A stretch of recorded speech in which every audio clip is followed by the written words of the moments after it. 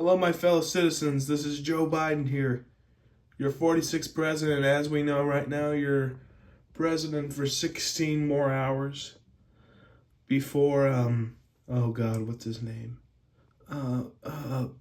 Donald. Donald takes over as the 47th president of the United States. Yeah. Vice President Trump, he's going to do such a great job. Oh, I'm sorry, I screwed that up. Donald, I think, he's going to do a great job. We hope for the best for him. But first, me, Vice President Harris, we want to take a second to tout our accomplishments during this one term. Throughout this term, we have made historic moments happen. Like, for example, I was the first female to ever become Vice President of the United States on January 20th, 2021. I could have been the first woman president, but, hell, we all know how that turned out. And then, of course, I became the first ever second gentleman. And during my term, we overcame a pandemic. We got all the people vaccinated, even though we had to go through some misinformation, disinformation, and all that. Under Joe's leadership, he strengthened the economy. He got jobs back, unlike his predecessor and now his successor. And ever since Roe v. Wade got overturned, he has been working to try and save and enshrine abortion rights in this country. Joe has always been a fighter for democracy. Ever since Donald Trump went into office, he thought he was a threat to democracy. And that only came true. That really came to light on January 6th, 2021, when a mob of his supporters attacked our Capitol. Joe Biden has always been a leader for democracy, a warrior for democracy. He continues to fight for it. Not to mention also, folks, we passed the toughest gun safety law in the past 30 years. 30 years, yeah. Under Joe's presidency, he signed a law that enshrined the right to same-sex marriage, forever ending the discrimination against same-sex couples who just want the right to marry. And we basically fixed the context of marriage, in which, marrying the person you love is the context of marriage. It's the context in which we all live in. Yeah. Not to mention we signed the biggest infrastructure bill in probably forever.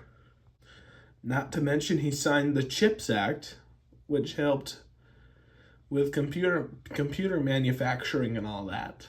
It was a big deal for the computing industry. And no matter what the accomplishment, no matter what the controversy was, it was all about helping you, the American people. It's like what Jimmy Carter taught us. You can try your best at everything, and you could still screw up. That's what he did. He tried his best as president, but there are so many hurdles that hit him. I, for one, lived that example. I tried my best in this job.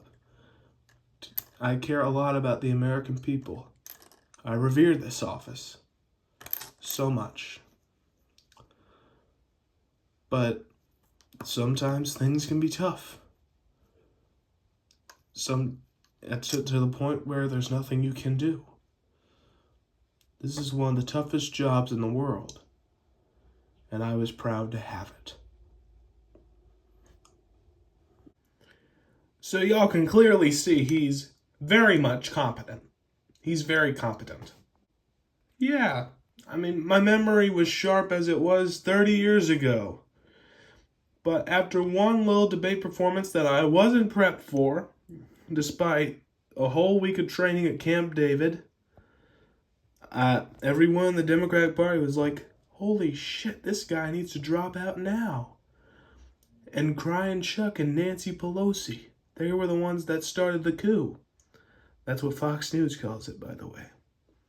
They call it the coup that ousted me from the Democrat nomination. I hate Nancy Pelosi so much. Yep, Jill hates Nancy so much. I mean, we were friends for 50 years. And then one day she turns her back on us. Just like that. For absolutely no reason. Girl is just a bitch. And now, she's not even showing up to the inauguration. It's tragic. I mean, I had the balls to show up at the inauguration, but she doesn't. And she has no explanation for it. Not at all. Oh, for that you are wrong, Joe. Nancy, what are you doing? Well, as you can see, I'm defying gravity. Why don't you give the American people an explanation why you ain't going to the inauguration anymore, Nancy? Well, as you can see, I have a doctor's appointment. Where? In Germany, where I got my treatment after my fall. Yeah, at least I'm going to a place where there's free healthcare. So, Joe, Kamala, this is the last time you'll see me for a while. Anyways, I'm riding off into the sunset now. Oh. Yeah, flying on a broom wasn't a good idea. Free healthcare? Where are you? Bernie Sanders? Anyone? Alright, back on your cane, Speaker Pelosi. That's Speaker Emerita Pelosi to you. Who's the old one now? Huh. So anyways, America, I hope you have a good 4 years next term. I really do hope you have a good 4 years next term. Yes, me too. Because this America, this is what you're going to see tomorrow. The Chief Justice right there administering the oath. Melania with the outfit as she often does. And Donald right there having his hand on the Bible, being sworn in as dictator of America. President of the United States. So anyways, America, hope you have a good life. Have a good 4 years. It's been fun being your president. It was such a great honor. Thank you for that great honor. Yes, thank you for the great honor. So good night, God bless, and thank you very much.